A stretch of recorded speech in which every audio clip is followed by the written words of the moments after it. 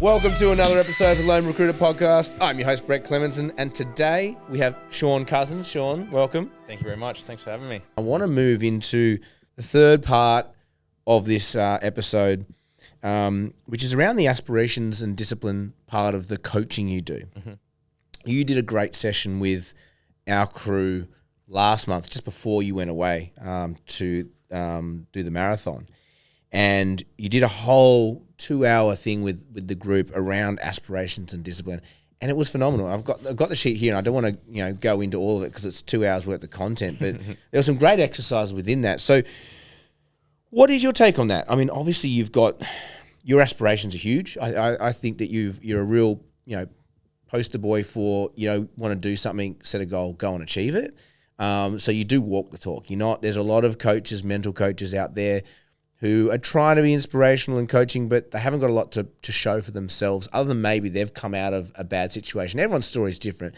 But I think for you, and particularly for the recruitment world, we're all very goal-oriented. Mm-hmm. We're all very outcomes-focused. We're all very we work really hard, we love what we do, but we do get paid well for what we do, and then we want to know what we're going to be doing next with that. And that's kind of I think that is 101 recruitment ethos. Yep. There's obviously a lot more layers to it, and as everyone's different. But look, aspirations and discipline, I think if anyone can talk about it, it's you. Walk us through that type of program you would run, because we all walked away. I always ask the crew, how was that day? What did you get out of it? And hands down, that was one of the best sessions we've ever had. Well, thank you. That's amazing to hear that. Yeah. I'm glad they got value out of it. Mm. For me, aspirations is sort of interchanges with goals. And I like to use aspirations because people tend to think bigger when you say that word. Yeah. When you say goal, they become sort of closed off and a little bit smaller focus. When you say aspirations, all of a sudden they start to think about their life. Mm. So I like the word aspirations in that aspect. I think what a lot of people do as you get older is that you lose the ability to figure out what your goals are in life.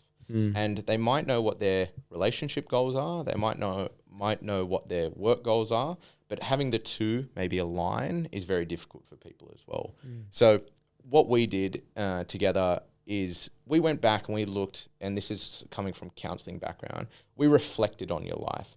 There is a whole lot of evidence in your life up to this date that you can use to then attach in the future to a goal or an aspiration or whatever it may be. So what we did is we went back in throughout everyone's lives and we figured out what was the top things that made them happy. And then we got them to dive really deep into it and say, who were you with? What were you wearing? What was the weather like? We really try to bring it to front of mind. And then what we do is we see the patterns across what you've done with your life and what makes you happy. And we try to look for patterns, what that is. If it's all based around family, then we understand this is a big core value. So then maybe if we're setting a goal to do with work, how is that goal going to improve your time with your family or the ability to provide for your family or whatever it is? Whereas if we don't know that one of your core values is your family, then we can't attach that to any of your goals. And we might give you some KPIs to hit and we say, you got to close X amount of deals. And you say, well, that's not really exciting for me. Yeah. And I say, well, if we close this amount of deals, then you get to spend 2 weeks with your kids and you get to choose anywhere in the world that you get to go. And then all of a sudden it's just a little reframe, but really helps to understand what has made you happy in the past. Yeah. Find that evidence, take that evidence, attach it to your aspirations in the future. All of a sudden, very intrinsically motivating, a lot easier to continue to work towards it. I loved it. And there was a little exercise we did, which was essentially a X and Y axis graph, and along the bottom was time, and down the vertical was peak happiness, really happy, not so happy sort of thing. And essentially you said close your eyes and start at the beginning of your life, in the middle, and just plot on the chart. Like when you're 5, were you happy, were you sad, were you down? And just essentially all the way through your life, when you're 10, when you're 11, when you're 12, just plot all the major things in your life. Oh, okay, when what was the most exciting thing you think of when you were growing up, and did that make you feel great? And then were there anything that was really down and depressive, whatever? You go through it, and then when you open your eyes, you look at it, you go, oh, wow. That was a hugely beneficial exercise I've actually gone back and done it again because you forget. Good. You forget points in your life and you go, oh, I forgot about that. And you think about it and you go, I want to weave that in because you want to see what makes you feel the way you feel, right? And as you say, you can then objectively look back and go, I'm most happiest around my friends doing X, Y, Z. Mm-hmm. Or I'm most happy, all my happy points are around people, friends and family. Or my depressive states are always to do with just like, I don't know. Uncertainty, feeling unsafe. Whatever. And there's always patterns, right? Yeah. I found that a really, really valuable exercise. It's an incredible exercise to do to give you a very, very top line, surface level look at what are the most valuable things in your life to date. So there is exercises where you can dive deeper.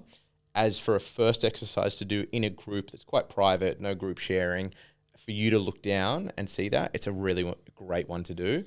A lot of people tend to do it and focus on the bottoms. So there's sort of two things to do there. I always focus on the happiest things, top 3 happiest things in your life. What were they? Why did that pen go up? And then the second thing that we didn't go through, but an exercise that you can do, is when you're at your lowest point, what made that line go up? So in there's a lot of answers on how you can bring yourself, because that line isn't going to continue to go up. You're going to, in your life, continue to go down at some point. Understanding the things that bring you out of that is just as important. So I don't necessarily focus on the bottom points, but what brought you out of that bottom point to go higher. And it might be a little up kick, but what is that? But gets you going, right? What is that? Find that. There's evidence there. There's proof there. That's your life. That works for you. We know it works for you. Might not work for anyone else. Yeah. Could be anything. Yeah. So yeah, very, very strong exercise to do. I love that. And you keep talking about proof. Like and when you're talking about aspirations and disciplines, the challenge everyone will have, particularly when you set high aspirations, is that self-doubt. Everyone has it. Like, Jesus, that's Everest. I've never done Everest. Yeah, but you've walked, you've put a foot in front of the other. Being able to go back and go, you've done smaller mountains, you've done this, you've done that. This is just an extension of that. You can at least get halfway up because momentum creates momentum, right? And so you always talk about latching on to past victories.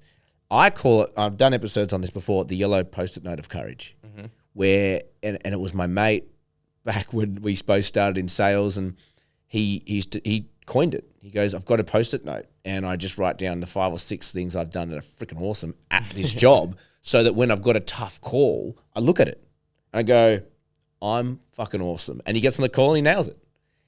It's my yellow post-it note. It's the same thing, right? I love it. It is the same thing. I think as you get older as well, and I continue to say that because we start to dull these things down as we get older. So when I work with people in the 50s and 60s, it's much harder for them to go write that post-it note to really fire themselves up. But it is just as important, if not more important, the older you get, that you continue to do that. And when we're talking about evidence, what people struggle with is recency bias. You might have missed the last 3 calls that you made, but 5 years ago, you were killing it. Right. And what happens is those most recent calls become your new reality of like, I haven't landed anything in so long. Whereas that's not the case. We have evidence in the past that you're capable of doing incredibly good things. You need to understand that as a bigger picture. Whereas people only take the last month, 2 months, or even year. What have I achieved in the last year? Nothing. I feel worthless. Right. Like, what have you achieved since you left school? Yeah. Where are you now in your life? And then they're the things that I want people to focus on. Bigger picture, not so much recency biased, because that will really, if you're on a good run, it's great to feed off that momentum. But usually the people that I'm talking to are stuck a little bit. Yeah. And their recency bias is maybe in the last year that they feel very stuck where they are. They don't know the way forward, whereas they're only looking at 12 months. Look into your entire past. There's so much knowledge there that we know works for you. Extract it and let's use it. Put it in the future. I love that. I like the post-it note. Little yellow post-it note of courage. Yeah, it's quite visual. Yeah. Everyone knows what a yellow post-it note is. Yeah, and it doesn't feel significant to have a post-it note, but it's so powerful. Like it's something so, like if you had a poster on your wall about all the good things that you did, that sort of doesn't have the same effect. Having a little crappy yellow post-it note That's is, it. I really and like it can that. be, and it can be, it can be created at any point. Like if you're on the run and you're like not even at your desk, I haven't got my post-it note, and you need a little sugar hit. It's a sugar hit, right? Yeah. Boom, boom, boom, boom. And even just rewriting it reiterates it, right? I like that a lot. No, I think that's all so valuable. A couple of things come to mind when you're talking for me and recruiters is that the amount of times, particularly in the past, and I think I've overcome it now, but my pipeline would dry up. Like you have a really good run and you get to the end of it and then you look and you go, I've got nothing else happening. I've got to start from scratch. And I used to have this feeling of, I'll never do another deal again. It was so bizarre. Like I do 5-6 a month. To think in that moment, because there's nothing there, that I'll never do anything. It's ludicrous. It's stupid. But my brain goes there, right? And it kept going there. Every time, like you go, no, that's fine. And you build the pipeline, make your placements, whatever. And I'm a really consistent builder. I have done for 18 years. It's just my style. I'm not like the boom and bust sort of worker. I've just always been quite consistent. So I think maybe that's what it is. It feels like I'm exposed. Like there's nothing there. My belief system is you're a consistent builder. But when I started realizing that was happening, not just at my desk, but when I used to play music, you'd finish a few tracks. You go, I've just written 3 tracks in this big thing. I've got nothing I'm working on at the moment. And your brain goes, I'll never write a song again. And I'm just, this feeling I get when I have nothing in the tank is so interesting. But the work I've done is what you're saying, like going back and going, you've been here before.